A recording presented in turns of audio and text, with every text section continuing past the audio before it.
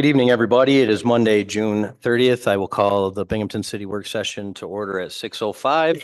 Please rise for the Pledge of Allegiance.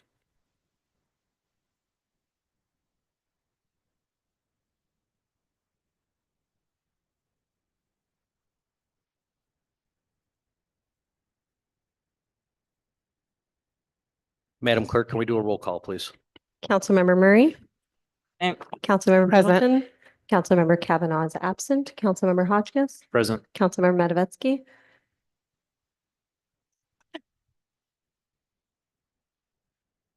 Present. Councilmember Rathmel. Present. Council President Dundon. Present. Thank you. So we will start off with the topic regarding the Binghamton Housing Authority, and this is in the Planning Committee, and I will pass it over to Councilmember Rathmel to give us an update. Thank you. So this is a follow-up conversation to last year's February 26th work session, during which Binghamton Housing Authority Executive Director Gene Westcott and Bruce Levine of 3D Development joined us to present the HUD Rental Assistance Demonstration, or RAD, project they hope to pursue at Saratoga Heights. Ms. Westcott did decline to attend this evening, but I'll represent a Word document that she sent outlining how many Saratoga Heights tenants have been relocated and assisted. But for context first, the Rental Assistance Demonstration program allows public housing authorities to convert their public housing units into tenant-based Section 8 assistance. So this transfers the ownership and management responsibility of the units from the housing authority to a private landlord who can accept housing choice vouchers and access rental rates that are closer to fair market. So the conversion is intended to increase the public housing authority's capacity to leverage funding to invest in short-term renovations. As a public entity, though, Binghamton Housing Authority presented, they're contractually obligated to get permission from council to transfer that ownership. And they also wanted to discuss an opportunity last year to maintain the tax exemption that they operate under as the renovations move forward. So much of our previous conversation centered on the impact of the renovations to tenants, how they would be assisted in relocation and return, and how units would be selected for rehab. And it is that last topic in particular, and a report that council members received in May from the Binghamton Tenants Union that seems to represent disparities between the protocol that the Housing Authority is regulatorily required to follow regarding rent collection and the assistance that's actually being provided to residents. That really served as a catalyst for revisiting not only the RAD progress, but their policies around tenant displacement in general. That's my brief overview, maybe not so brief. Certainly willing to represent some of the due diligence that I've attempted since we received the report from the Binghamton Tenants Union. Also interested in comments and insight from other members. Anyone have anything they want to add? I do, but I just you said that you spoke, I mean, with the Tenants Association, they're not doing what they're supposed to do properly, correct? So yes, that is what has been alleged by the Binghamton Tenants Union. In early May, council members all received an email that outlined 4 specific federal regulations that housing authorities are required to follow when it comes primarily to income adjustments and rent collection. So the report also, the email that we received, claims that according to landlord-tenant court records, Binghamton Housing Authority has sued the second highest number of tenants for eviction compared to other landlords in the city since the expiration of the COVID-19 eviction moratorium, which obviously if true, would be a concern. And I think the relation to the rental assistance demonstration, again, much of our discussion centered on how units would be targeted for renovation and how displacement would be prevented. And so the connection here is just wanting to make sure we're supporting the housing authority in the ways they need to be supported to actually tenants. ensure that displacement is prevented. I had really hoped that we would be able to review those federal regulations with Ms. Westcott, as well as that, second highest evictor status that's alleged. Councilwoman Rathmel, can you share the barrier to being able to review and have a conversation about the challenges? Well, I'm not. I'm not sure if I can represent the barrier on Ms. Westcott's perspective. I reached out, other council members, I believe, have reached out since the report came in early May regarding not only progress at Saratoga, but the regulations and the rent collection activities and whether or not tenants were being supported and understanding the requirements. Like I said, we did invite Ms. Westcott to this conversation to present. She declined. We're in some kind of, there were a handful of us who attended the board meeting last week, but as far as why they've not otherwise engaged, I can't represent that. I think one of my concerns is when they came last year, we all stated that we were worried about how tenants would be relocated during the process of the upgrades to Saratoga and Carlisle. And so I know that when we got the email, that was very disturbing to see that, things aren't being done. And I just honestly wish she was here so she can answer some of those questions, like to kind of, so we can kind of set the tone and see where we can help and what is being done. So, yeah. Yeah, typical rental assistance demonstration projects, that is very much a topic that comes up, is what will be put in place to ensure that when units are identified for renovation, and this was represented by Mr. Levine last year during the conversation, it would be through natural vacancy. And what we're trying to just kind of dig into, I think, is making sure that it is in fact occurring due to natural vacancy, as opposed to one of the reports in some of the conversations that I had with the legal aid attorneys who have represented tenants that have been sued for eviction by the housing authority is a bit twofold, that maintenance on the units identified for renovation is happening, but maintenance requests from tenants in occupied units are being ignored. Again, this is alleged. And that there seems to be an increase in evictions potentially related to wanting to be able to identify more vacant units and move the renovations forward. And I think we have, what's not clear is the governance structure in relation to the city. The Public Housing Authority is a separate legal entity. They have their own governing board. It is not uncommon for municipal leadership to have some sort of role in appointing board members to public housing authorities. And in the con plan, that's not part of tonight's discussion, but it has been and will continue to be in discussion.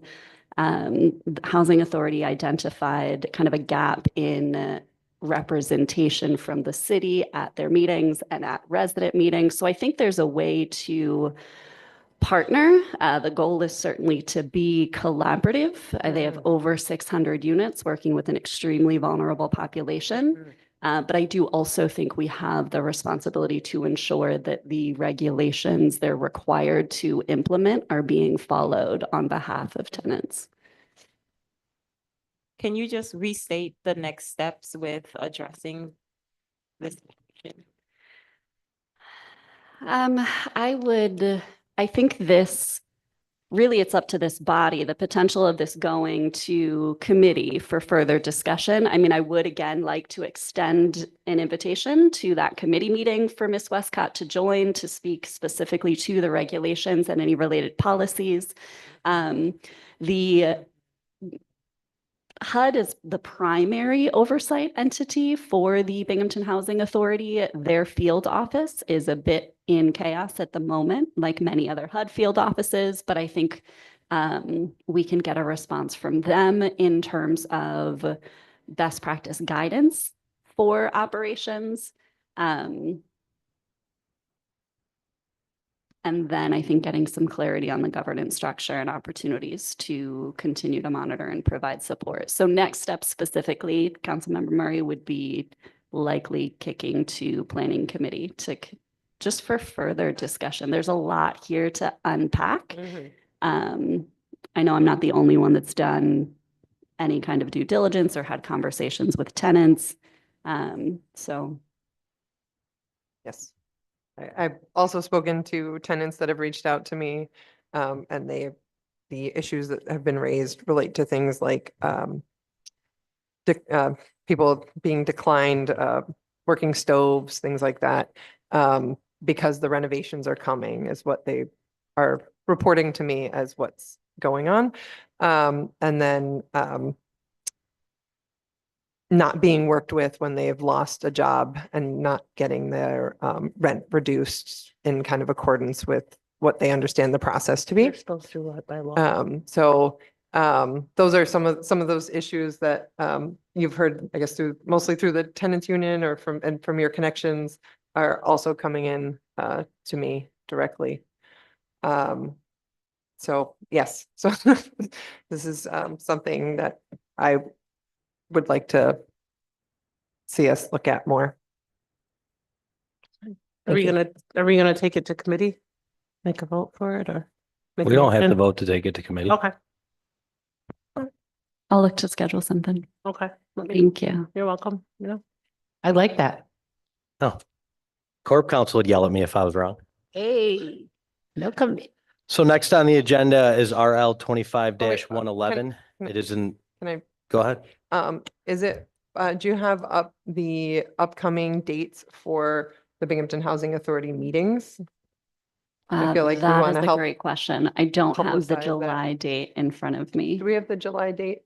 It's Clerk? usually, I probably shouldn't rely on usually. I just, since we're having the discussion, make sure people know that there's a public meeting and people can go.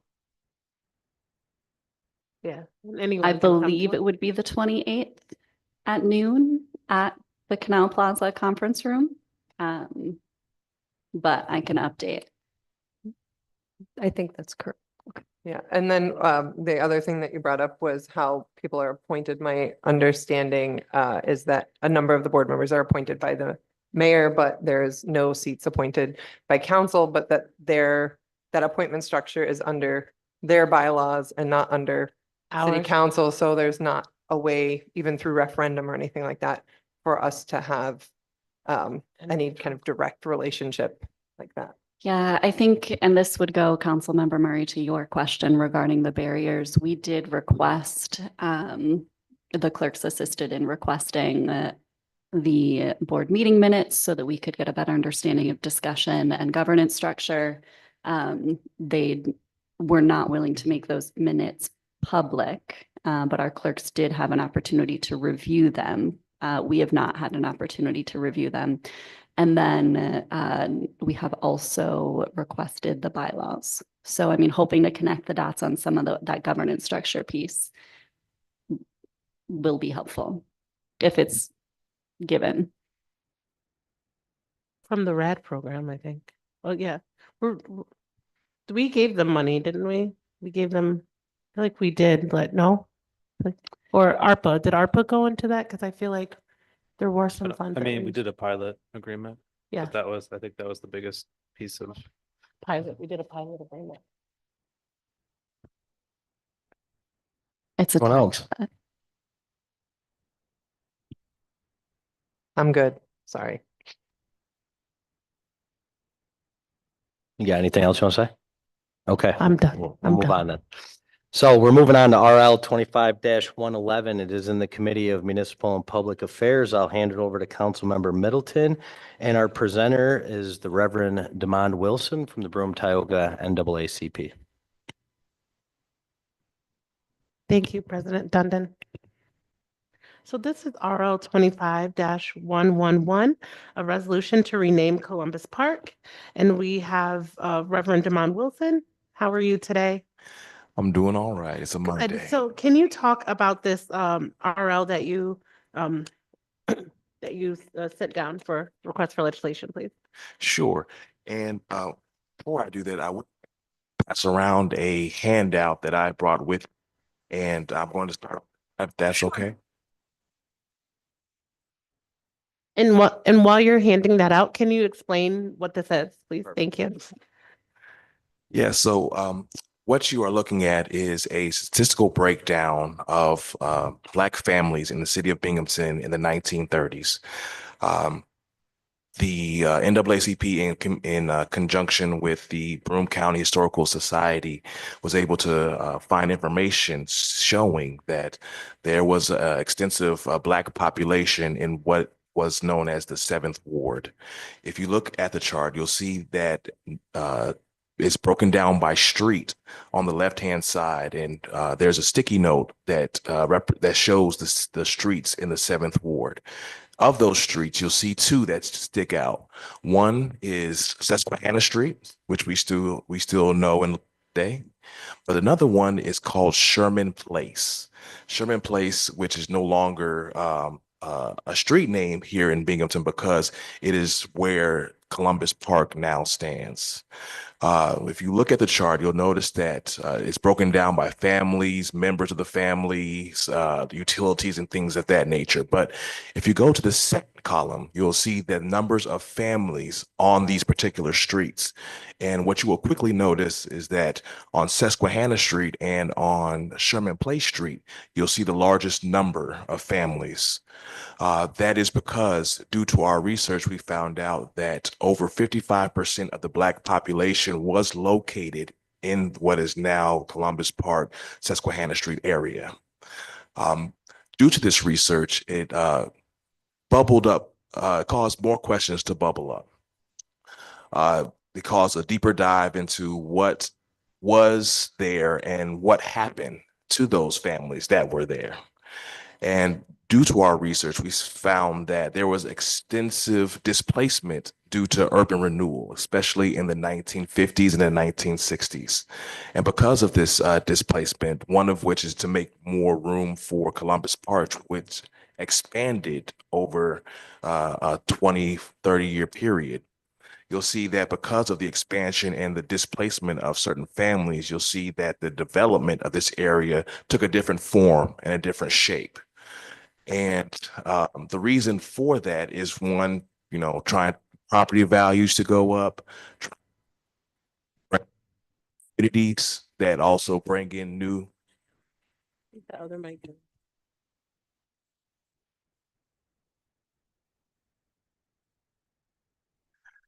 Is that better? Yes. Thank All you. right.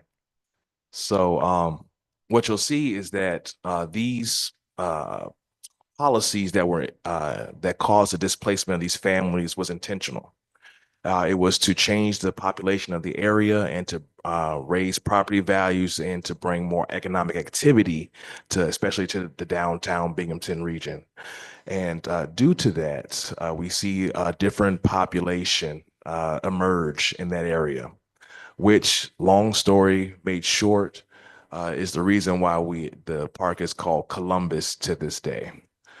The reason why the park is now named Columbus is not because of your predecessors, not because of city council, but it's because of students at what was then Columbus School. And they were given a project to say, what would they like the park name to be? And so this group of young students, excited and ready to learn and uh, filled with growth and potential, picked a name, not necessarily because they liked the figure or they agreed with history and how it was presented to them through this particular figure, but because of what their school was named. Thus, not taking into account the full history of the area. And so the ask is this. But before I get into the ask, I would like to read the mission statement for the NAACP, which reads, "Our mission is to achieve equity, political rights, and social inclusion by advancing policies, practices that expand human and civil rights, eliminate discrimination, and accelerate the well-being, education, and economic security of Black people and for all persons of color." And so I read that because what we're asking to do is to recapture some of the history that has been lost due to gentrification, due to urban renewal policies and practices, and due to certain figures who have loomed large in the city of Binghamton, thus overshadowing some of its older and precious history.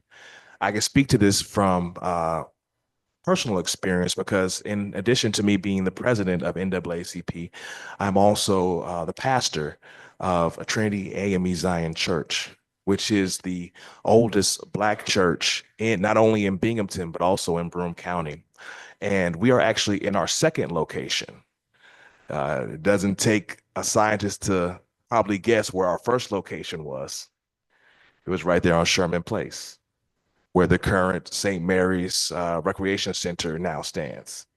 And so if history serves that majority of the time, due to racial segregation and discriminatory practices of the day, most times the Black church was in the center of the Black neighborhood. And so the simple fact that our original location was located on Sherman Place led me to believe that there was more to the area than what was originally stated.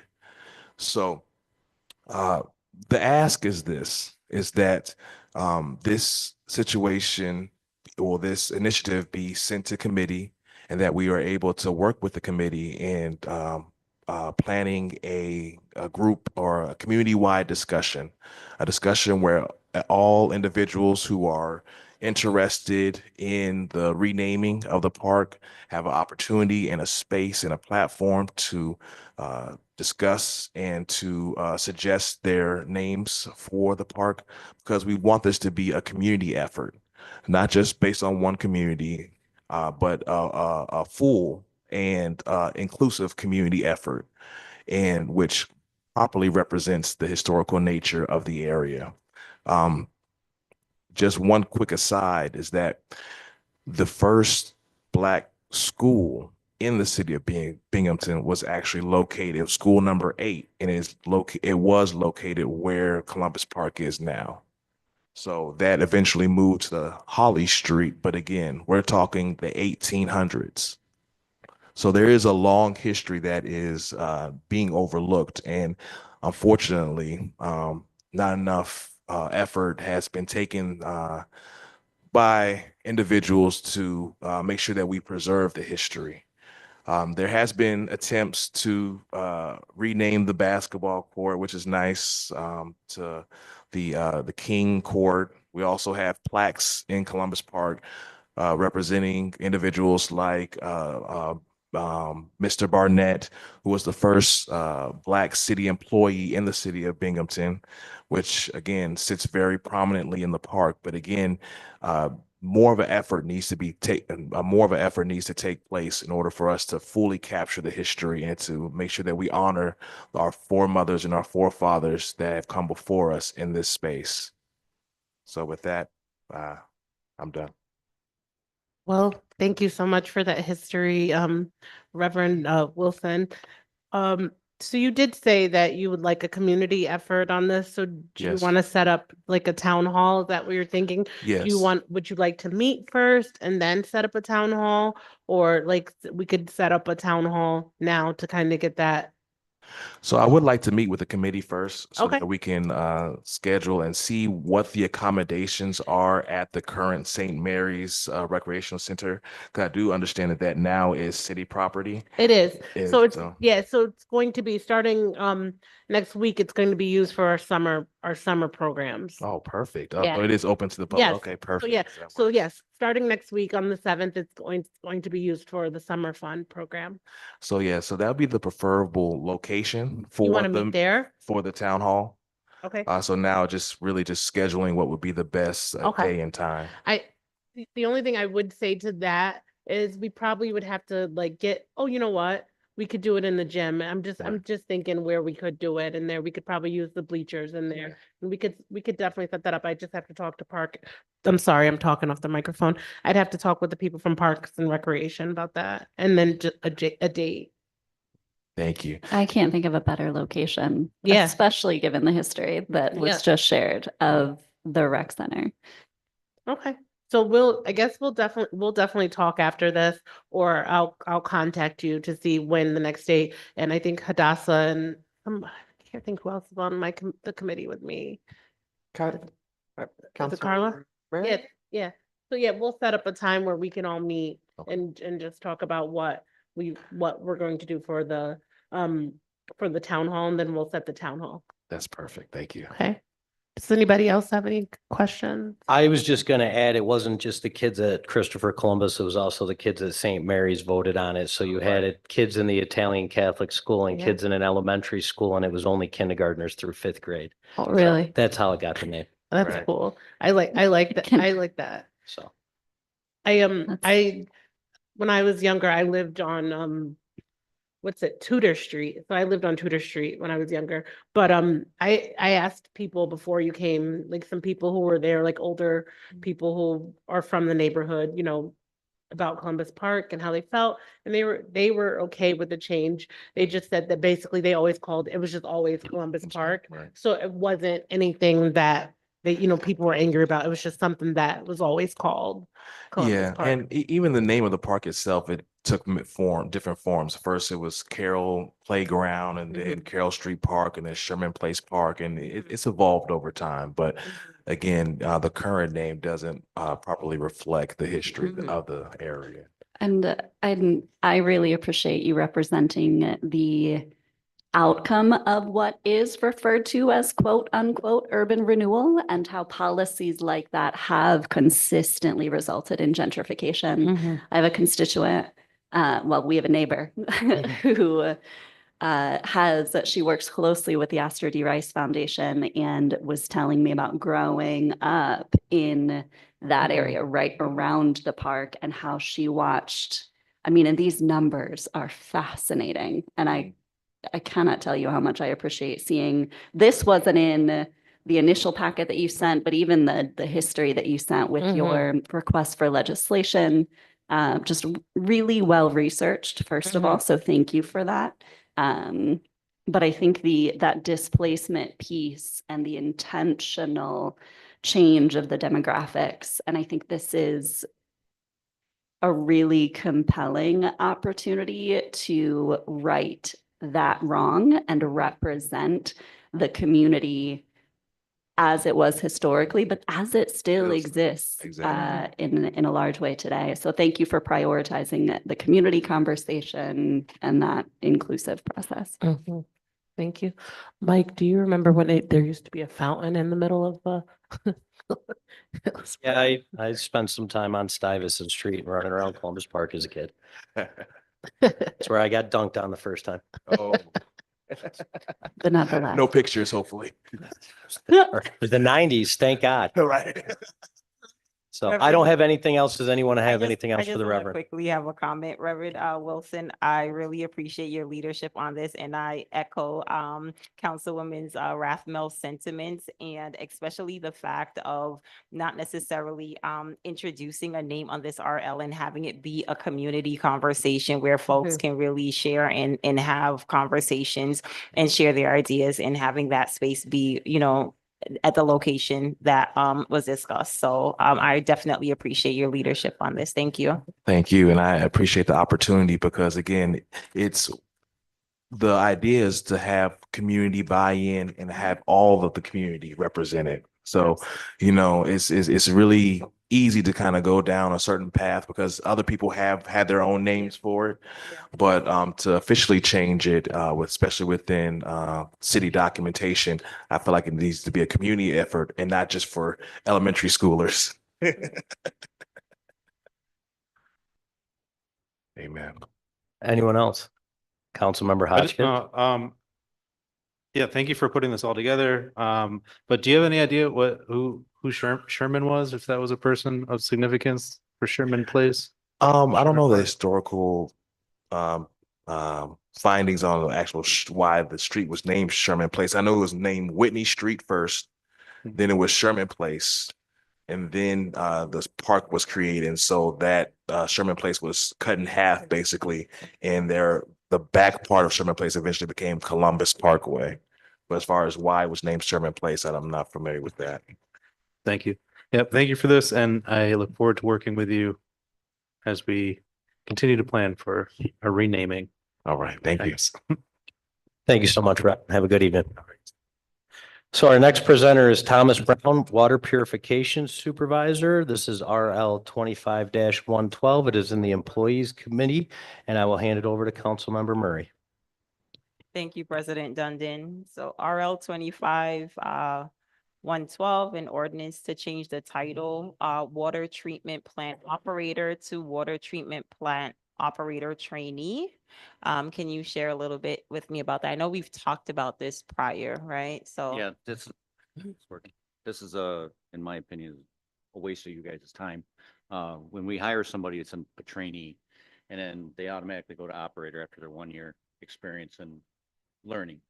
So we had the first time I've ever heard of it, this is my 26th year, and I got guys been there over 30 years. We've never had to hire somebody with a license. Nobody's ever came to us with a license. So that's why we had to train it to operator to open the position. And now we can't just hire somebody again. We have to change it back to trainee, all civil service. So that's all it is. We need another employee, but they have to start out as a trainee. So I'm wondering, is there any way to think about this process holistically to include the transition that may happen so that we're not constantly going through this process? I don't think we'll have to go through it again. Oh, Like I say, it's been as long as I've been there, 20. for everybody's recollection, there's never been an operator, an actual licensed 2A operator that Okay. wanted to come to work at our water plant. So that's why this is such a, if it does, the only way to avoid this situation is to actually hold a position Mhm. for operator rather than operator For the trainee. trainee. And that's, you don't want to hold a budget line and, in that amount, if Yeah. you're not going to fill it. Okay. So it's not, like I said, in my opinion, I don't see this ever happening again. Okay. So you're not anticipating. Another licensed operator, no, Okay. no. Tom, just out of my curiosity, is this something that DEC changed on why you would need to have a 2 certified operator and have to switch it to trainee? I know DEC likes to change policy every Yeah, once no, in a while. they have no Okay. authority over us. Okay. I mean, Okay. they do, but when it comes to, when it comes, Absolutely due to anybody from the DEC. yeah, when for hiring purposes, no, this has nothing to do with it. That's all it was. It's just, we had a operator who wanted to come work for us and we couldn't hire him as a trainee because he already had the qualifications. Gotcha. So we had to change it to operator as in the job position. So now we need to change it back, which somehow there should be some way where we don't have to go through this. Well, I don't know how. That's the whole ordeal. I believe next year, part of it has to do with how they budget for the positions. And it gets budgeted as a water treatment plant operator every year. They don't budget for a water treatment plant operator trainee, I think in part because we don't typically need them every year. We don't typically have a trainee coming in every year. So they always budget it as a water treatment plant operator. And then when the need arises and there is a trainee, that's when we have to make the move in the position. So I will say in the next year or two, I'm gonna be losing 2, 3 guys to retirement. So we're gonna be going through new trainees. So that position will be budgeted, so to speak. And I mean, that might be something to, as part of the budget, whether it makes sense to budget as a water plant operator trainee position versus just a straight water plant operator position. So does anybody else have any questions before I move on? So I see that this has been checked for expedition. Can I get a motion to expedite? The motion. And a Second, motion and a second. Madam Clerk, can we do a roll call? Councilmember Rathmel, Aye. Councilmember Matavetsky, aye. Councilmember Hotchkiss. Aye. Councilmember Kavanaugh is absent. Councilmember Middleton, Aye. Councilmember Murray, Aye. Council President Dundon. Aye. Thank you. That is 6-0. Thank you so much, Tom. Have a wonderful evening.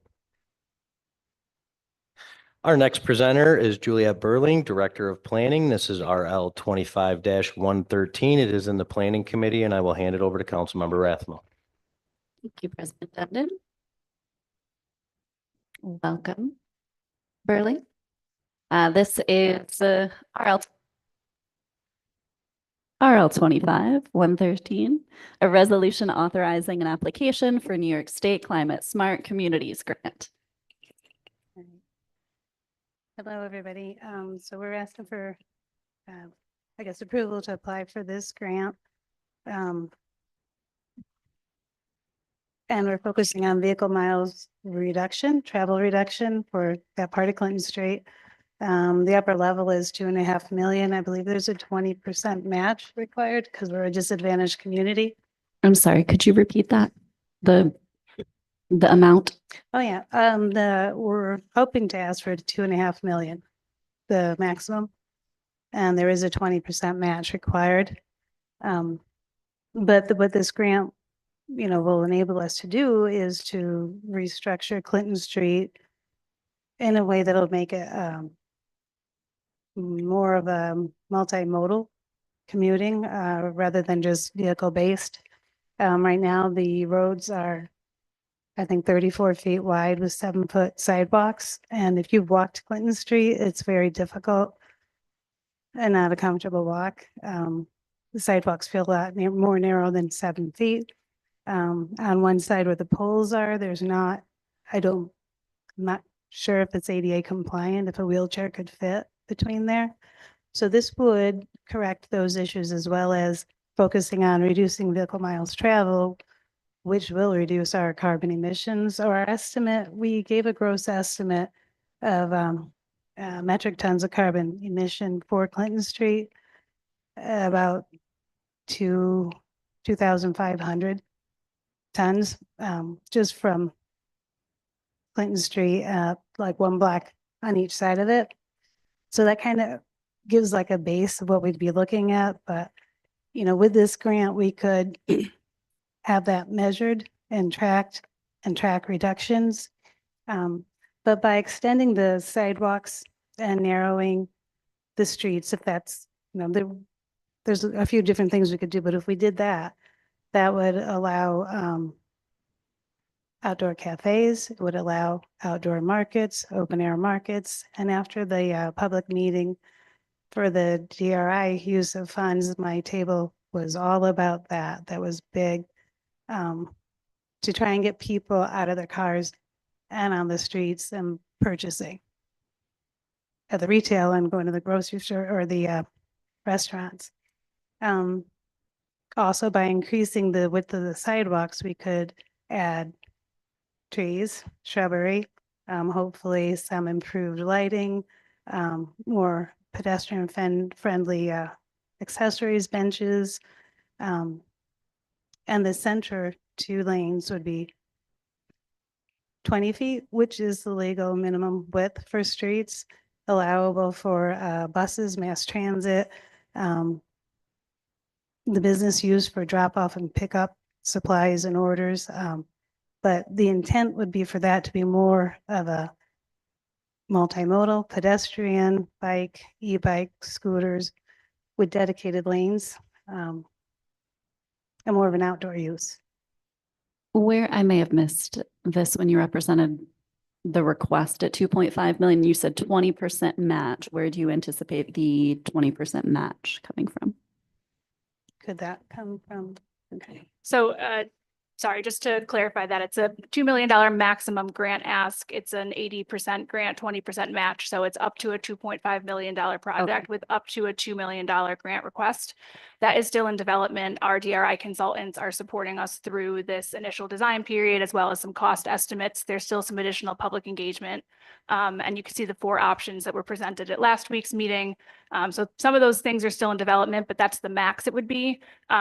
What I do is that when grant requests are coming into the city of Binghamton, I put the required match in a budget request. And then if those projects are funded, we have kind of the outline of what that will be.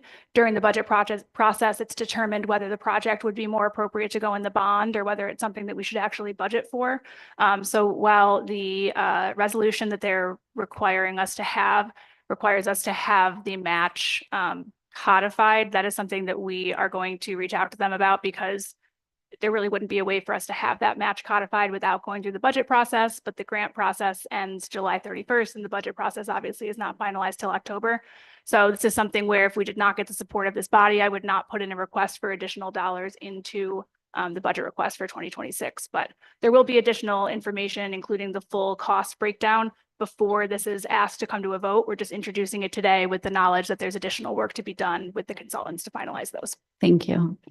I have just 2 other questions. I think at this point, how was Clinton Street chosen, and why this particular eligibility component in terms of prioritizing? It's one of the remaining retail areas that haven't really been, I guess, improved with streetscape, different measures. And it's one of our oldest retail districts, and it matches with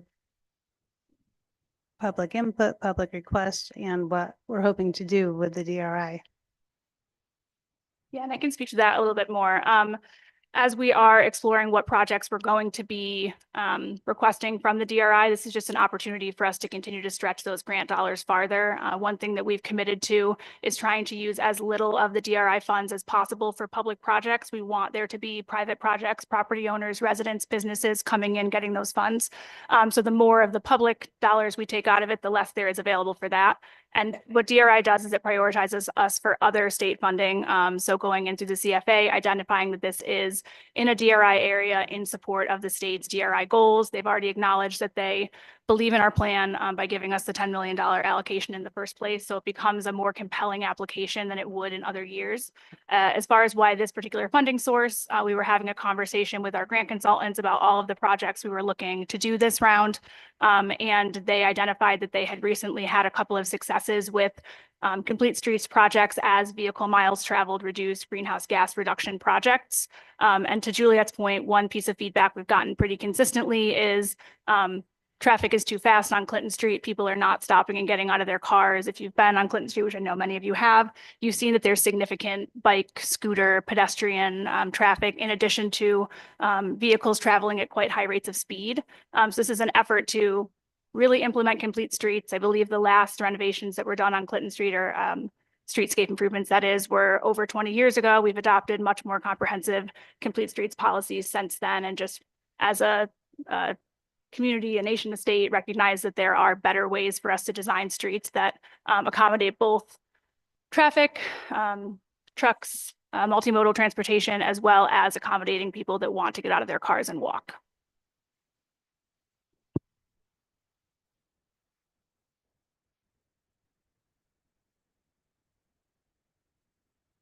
I appreciate that. For these improvements, as you mentioned, like the images was shared at the last community meeting, where residents had the opportunity to provide some input about which images they felt would add it to all of the different challenges that you mentioned on Clinton Street. So the fact that there is community input with this, and also that this project will not take away from the $10.1 million so that we can prioritize community and residents who are looking to improve their properties and projects that they want to submit for consideration. So thank you.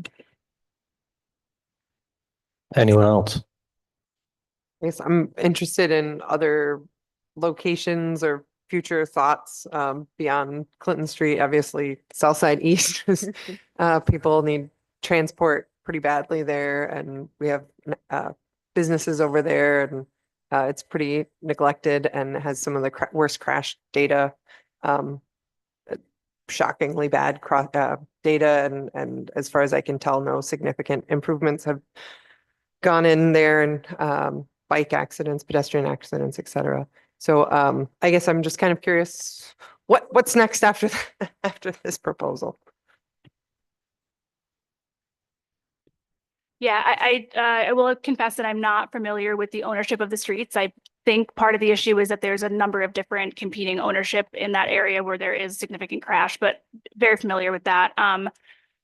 That's a good question. I think that's part of what comes out of our community-driven conversations. We've been having these conversations about Clinton Street since 2022. And this is really, receiving this grant and being able to go after these additional dollars that leverage that grant money is kind of Clinton Street's time is now. So that's what this focus is. Of course, every part of the city can and should and is deserving of investment, but we obviously kind of have to take things one step at a time. So I think the South Side got a really nice shot in the arm with the investments, the private investments that happened over at number 5 Commons. Of course, that increase in densification has also resulted in some issues with the traffic. But, I think that there is positive economic activity happening in every corner of our city, and trying to match the right public infrastructure project with the right time. And we know that we can't do them all at once, but certainly that's heard, and it's heard from the businesses over there that have communicated to me their issues with the traffic as well. Well, and I would plug too, so Southside East specifically is what I want to make sure you walk away with in terms of that plug. So like the Commons, far closer to Southside West, a lot of business representation and local representation there, but the underinvestment and I think straight up disinvestment in Southside East in particular. Yeah. So if you're tracking east of Tompkins Street Bridge, if we're kind of representing that the prioritization was considered in terms of underinvestment over the years, that would certainly qualify for an increased focus on Southside East in particular, no shade at all to Southside West. I mean, we love both.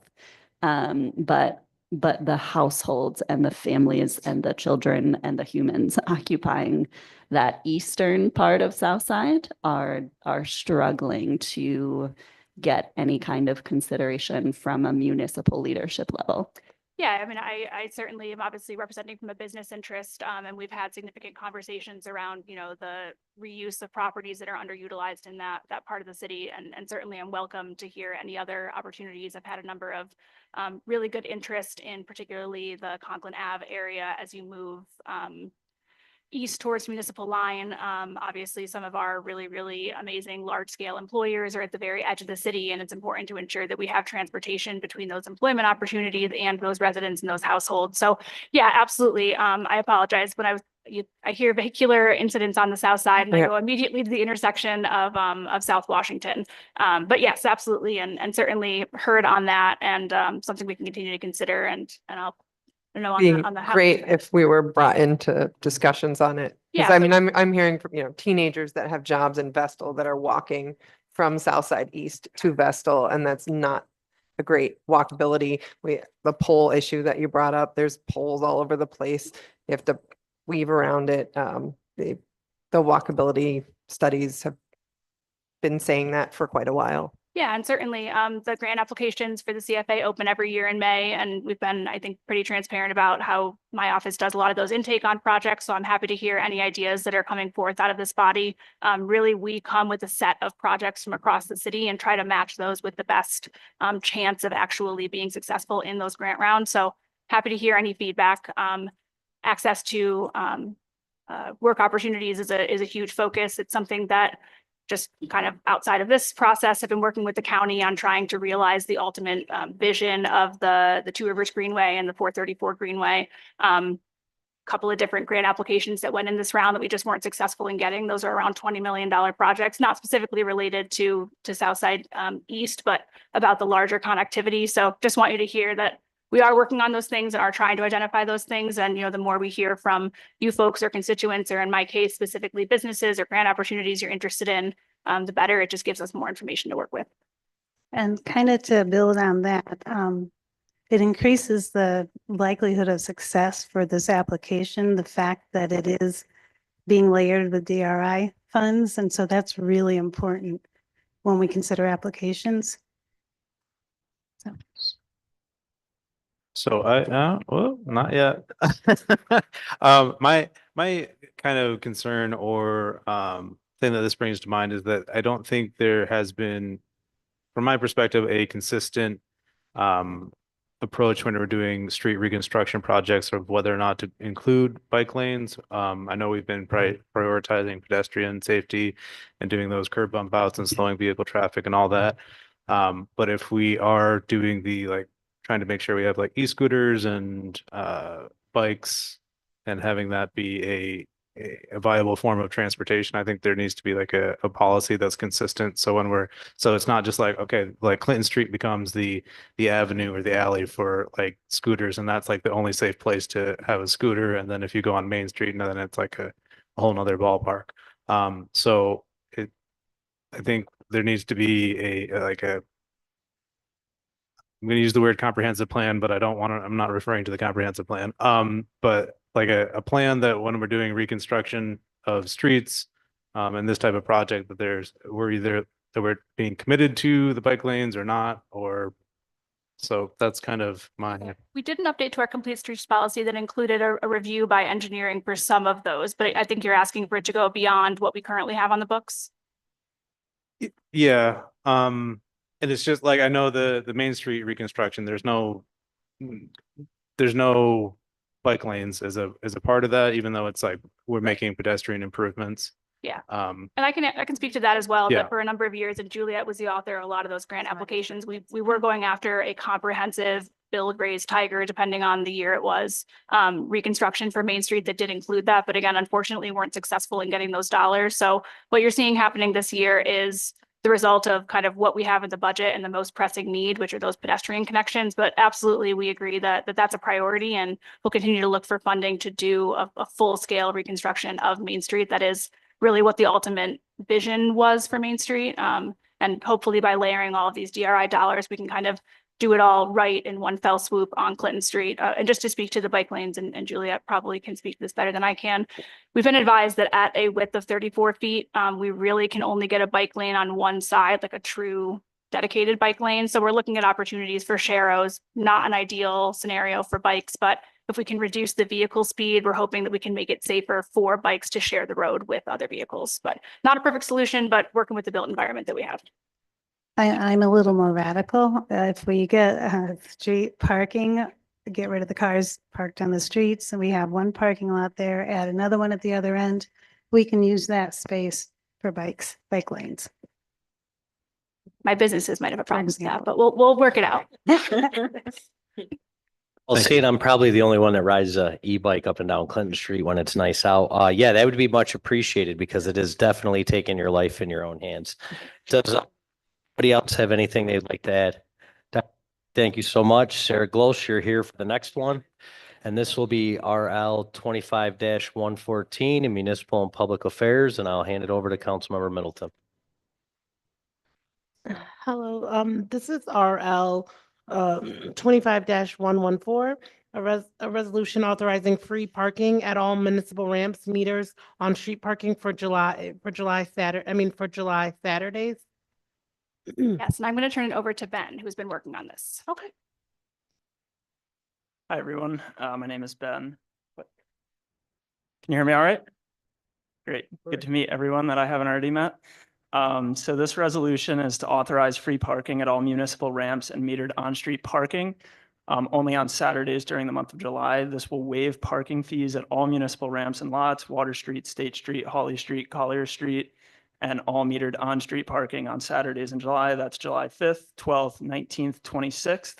And this is to encourage business patronage in the summer months. So this came from my outreach to various small businesses in downtown. I heard from a number of people that parking was kind of a detriment to their business. People may not may have a hard time using the kiosks, rummaging for change, what have you. It's relatively minor, but something that people felt was keeping away some customers. And then as well as that, July is definitely the slowest month for downtown businesses. With the students gone June and July, and July is according to all the numbers that I looked at, definitely the slowest month for them. So this would just be 4 days in July to basically have a pilot program for this, give us an opportunity to see if this does boost foot traffic in downtown. And if it goes well, we'd like to maybe do it at later dates in the summer. So this is just a pilot for that, 4 days, and happy to answer any questions about it. I had a question. I haven't seen anything yet. Are we doing July Fest this year, parking? No July Fest this year. Okay, yeah, I didn't see anything yet, so I was just wondering. Yeah. Okay, thank you. Sorry to break the news. Oh, it's okay. It's okay. Thank you. So this is gonna be for every Saturday. Historically, do we know like how much money we were making during that time? So I looked into that with Laz. It was about $1,900 on each Saturday from 2024. Okay. And compared to other months, with the exception of June, which was similar to that, or a little less than 2,000, every other month was 2,300 at least. February was the biggest month at a little over 3,500. So July is definitely a steep drop off compared to other months. Okay. So this would also mean that the people that like to sit in multiple 2-hour parking all day, because there'd be no fee, they would not have to worry. They could just park in front of somebody's business and not move all day, making it so other customers can't easily pull in. Yeah, I mean, I'm sure there will be some people that will abuse this, but the goal is that it'll overall be a net positive. And as I said before, it is just a pilot. So if we deem that it's not going well, then we won't do it again. Was it considered to just do free parking garages and not on-street parking?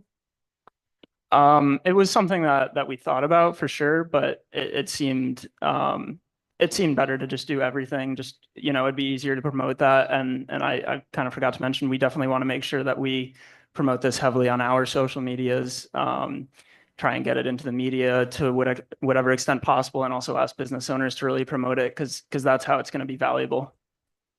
Yeah, and I can. What was the finances of that difference between just doing the free parking garages versus free parking garages and free meters? I don't remember that offhand. I did have that upstairs, but I believe they were relatively even. I'd be happy to follow up with you on those numbers. Thank you. Yep. Quick question, how will you assess or determine if like this plan is successful? Like what are we looking for in terms of like saying, okay, this is great, we're gonna do it again? Because so far, I think what I've heard was, like concerns from businesses in trying to increase that. But what's our metrics for success? So I will definitely be following up with business owners and chatting with them about how their experience was in it, as well as the ongoing parking study that we're doing. Yeah, so I'll be representing kind of how this goes to the consultants. One of the things that we conferred with them before we made this decision to make sure that this change, kind of adjusting things in the middle of a parking study, wouldn't be an impact. They were actually very interested to see what feedback we got, because one of the many things they're going to be looking into is whether there's any utility to dynamic pricing structures in the city, whether those are based on locations or times of day or times of year. So what we're going to do is we're working with Laz to try to figure out a way to still have people pull a ticket and have to put it in when they leave so that we can track garage uses. And then we have the baseline data for street parking from visual observation. So on Saturdays, I'll walk around and just kind of take a couple pictures for Nelson Nygaard, who's our consultant for the parking study, provide those to them. So it's actually a fortuitous time to be doing this because we can give that feedback to them in real time. I do think some of this is going to be a perception thing. Do the businesses feel like they were more supported? Do they feel like they have something that they can kind of sell to their folks that are coming down? And just one thing, I know in one of Ben's conversations with the business owner on Washington, who is directly across from a parking garage that frequently has spots available, she still has people come in that say, well, I don't really want to park in the parking garage. I want to park on the street. I'm not comfortable in parking garages. So just trying to see if, are these real barriers people are facing? Or is this kind of a perceived issue that we don't need a legislative action or a policy action to solve? Anyone have anything else? It was marked for expedition. Can I get a motion to expedite? I'll make the motion. Do I have a second? Second. A motion and a second. Madam Clerk, can we do a roll call, please? Councilmember Rathmel. Aye. Councilmember Matavetsky. Aye. Councilmember Hotchkiss. Aye. Councilmember Kavanaugh is absent. Aye. Councilmember Middleton. Councilmember Murray. Aye. Council President Dundon. Aye. Thank you. That is 6-0. Thank you so much. And just to add, because I saw Councilmember Matavetsky's face, one of the advantages to doing this in I was gonna say, July. Councilman Kavanaugh is like kind of our expert on all the laws, numbers and finance, and he's not going to be here this week. That was my eye was like, oh, the person I want to talk to about it is. We did pull all the numbers though, so I will promise we will get those to you. But just to your point about potential abuses of the system, we think this is, again, more of the ideal time to do that because there are just fewer people parking on the streets in the summer in general. Ideally, there will continue to be spots available for everybody who may choose to use or abuse the parking in downtown Binghamton.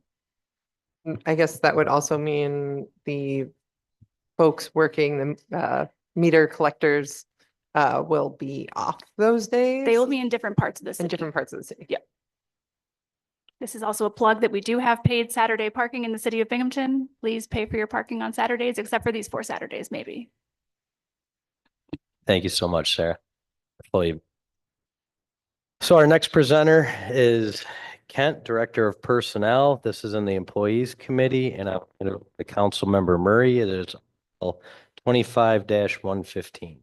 Thank you, Council President Dundon. So this is an ordinance to adjust the 2025 budget to for responsibility adjustments for the acting water and sewer superintendent. And so there's been some staffing changes and we have someone working a lot more than they normally would. Can you tell me a little bit more about that, please? Sure will. Yeah, it's kind of standard shuffling of the deck again. So the superintendent of the water retired and left that position open. And that's a really tough one to fill because you have to have a license, advanced licensure to operate the plant at all. So somebody here has to have that. And there's just not a ton of those licenses out there, in the state. It's not everybody has one. So we are fortunate enough to have somebody here who has that license. So the plant will operate under their license, and that would be Tom Brown. But Tom did not want the title for that, but he is willing to fill in and do take on the extra responsibilities, management, et cetera, and ensure that the plant is operating the way that it should. So we feel very confident. Tom's been there a long time, feel confident that he's able to do that, totally qualified to do that. And so he's willing to take on those responsibilities. So this responsibility adjustment would recognize that and keep that going through at least the end of the year. Tom, the only person currently qualified to be able to transition into that opening, or are there others? Kurt is another one. Is that right? Kurt could. Yeah, Kurt has that license also. He also declined to take on that role. A lot of that is because they're Teamsters and they're in their Teamster positions. So the benefits and all the goodies that come along with that, they didn't really want to relinquish. Just wonder if that's going to be a barrier in recruiting someone. And so is this like a part of a larger conversation? Yes. Okay. Yeah. So we have to do a lot of tweaking and looking at that. The salary would be a pretty good part of that. So we are working with folks to take just a deeper dive, look into that to see exactly what we're going to need to do to position ourselves better. come January, like I say, this agreement goes through December. So we need to be prepared in January, but this will give us time to get all our ducks in a row to know exactly what we need to do. I love the fact responsibility adjustment form. So just to give you a little background, Councilmember Murray, both workers that do have the licenses, like myself, are longtime union members, and we always have it better than the management side. So I'm sure, like myself, neither one of them would want to give up all their union benefits and accrued pension and stuff, and would rather keep adding to that than go on the other side. But I don't see, minus maybe adjusting the salary, that it would be impossible to hire somebody from outside the area at it. Are you saying that once the salary is adjusted, then it would be more likely that we could pull in additional candidates? Yes. Okay, thank you. Yeah, I would like to, I mean, Tom could come up and correct me, or Kent could correct me. But I know Tom said on the floor a little while ago, 26 years. So I'm guessing that's how long he's been a Teamster. I'm at 17 years tomorrow in my union, and you wouldn't get me to swap out for anything. So No, temporarily either, that doesn't work. no, and you can't do it temporarily. No. Anyone have anything else? No. All right. Well, Kent, thank you so much. All right, thanks.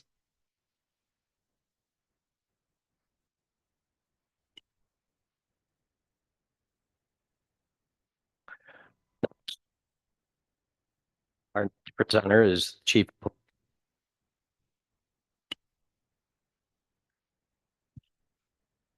that how we get new ones, Bob?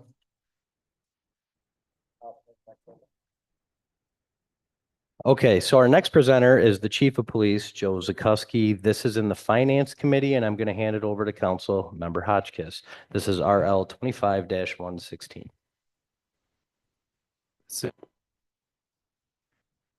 5-116, an ordinance to adjust the 2025 budget for police vehicle repairs. So what happened with this one?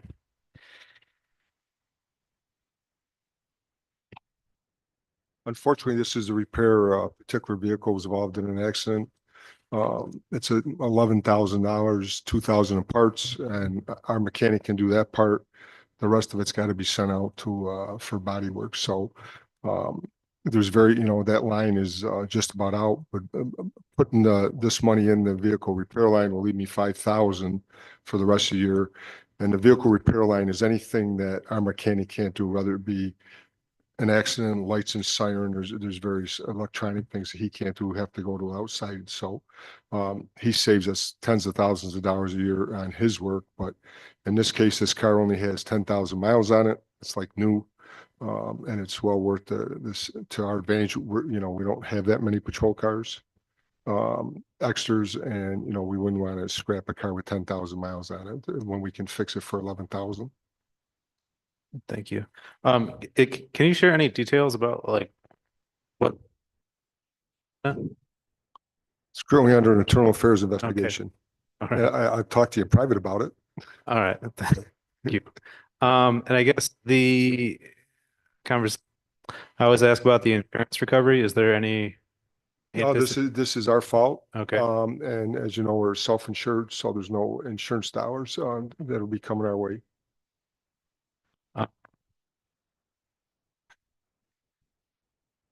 Want to request an executive session? No, I don't need an executive session for this. I guess the other thing is we discuss the differences sometimes about the difference of policy between like the sheriffs and the BPD. And I was wondering if you could tell us about like the chase policy, or do you have a chase policy or no chase policy for BPD? I do have a policy, and we'll talk about that in private also. Okay. It's to our advantage not to have that policy made public. All right. Thank you. That's all I have. If anybody else has any other questions? Were there any efforts made to consider other line items in BPD's budget to pull from rather than requesting to tap into the general fund? We did. obviously I sat down with Chuck looking, we're trying to forecast going forward the rest of the year where I'd need money, what monies I'd have left in my own budget. So rather than try to move money later on if we were short, I'm pretty tight on the budget to start with. I don't budget any overage. In this case, this is overage. Some stuff were unexpected in that vehicle repair line. We had to put some lights and siren on the car. There's something called a safe stop where at a fire or where the police cars have to be run for a long period of time, they can leave the car running and lock it. So nobody can get in and steal it. So we had to do 4 or 5 cars with that. That was like $4,000. So there was some unexpected expenses, but we did look at, my budget. Does that include, so it's my understanding that a significant number of vacancies remain within the department. Did that effort to look into the budget include reviewing, because I'm also under the impression that there's not a high anticipation many of those vacancies will be filled this year? Was that line item That's considered? correct. What was it? I don't know. This decision was made upstairs. So by Chuck, and I don't know if he conferred with the mayor. Obviously there is currently, I believe, 10 vacancies. And you're correct. They're not going to be filled this year. Maybe next year. We're thinking for the academy, we may get the full staff for once in many, many years. But no, you're correct. There's about 10 vacancies right now, and I don't anticipate them being filled unless some lateral transfer falls in our lap happily and we can fill a position. Okay. I think that would be my, like a next step in my head is what efforts, particularly in terms of that vacancy line item, since we know it's been ongoing, to consider inside the budget rather than starting to tap into the general fund. And I believe the comptroller's on vacation this week, so we'll have to wait to follow up. He is. I can talk to the deputy comptroller and see if she was involved with this at all. Otherwise, we can certainly get an answer back from Chuck before this gets to a vote. Requested for expedition. Does anyone else have any other questions for the chief? Do you have a sense of how often collisions are and I don't remember I think you said our fault. I'm assuming like department fault versus external fault? I don't, it's like there's several things in my budget. It's like the best guesstimate, overtime, vehicle repair, vehicle parts. This year there's been an inordinate amount. Most of them are, like I said, 1,000 here, 2,000 here. So actually I just had a pilot program where the training lieutenant, patrol officers, there's a program. It's going to cost vehicle response. So we're trying to take corrective action to prevent this going forward. That was my next question. Thank you. If I remember right, we did reduce the vehicle parts line, right, for the police department in this year's budget. I think we did reduce I think it. 5,000, if I remember correctly. I could be wrong. In terms of, we moved it out as part of the theory behind it was to put it into a pot to deal with emergencies and hoping that because the vehicles were newer, we would see less repairs. So that was the discussion on that. Does anybody else have anything for the chief? Chief, thank you so much. Have a wonderful evening. You guys too. So our next RL is 25-117. It's an ordinance to adjust the 2025 budget for the Binghamton Plaza escrow. Myself, and going through the environmental assessment form, found some things that I believe this needs to go back to committee, and there needs to be a discussion with Mayor Jared Cram and Tito. The one thing that first stood out for me is where it says the average depth of bedrock on the project site, 40 feet. If I remember correctly, that Prospect Mountain, when they did their piles, were closer to 100 feet and they didn't hit bedrock. That's why it sank. When they wanted to build the luxury towers on top of the Water Street ramp, those piles had to be 75 feet. And if I remember correctly, as the Shenango River gets to the Susquehanna River, the bedrock does raise to almost the water table. But I don't know how you're getting 40 feet at the Binghamton Plaza between the Water Street ramp and Prospect Mountain. So I'd like to at least see the engineering reports on this, because that to me makes this document pretty much obsolete if that was just a made up number. So I'm going to make the recommendation here on the floor to send this to the planning committee. And then that way we can follow up with Tito and Jared and not have Corp Council try to answer questions about at least the construction side of my experience that I know is unfair for Bob to try to answer. The only thing I want to add on to that is that the seeker documentation was reviewed as part of the eminent domain procedure, but the eminent domain lawsuit. And so at least for purposes of the eminent domain proceedings, seeker was completed appropriately. That's the only note I'll add on to that. So if anybody doesn't have anything to add, I'd like to call a motion to adjourn. I'll make the motion. Do we have a second? Second. All in favor? Aye. Aye. Meeting adjourned.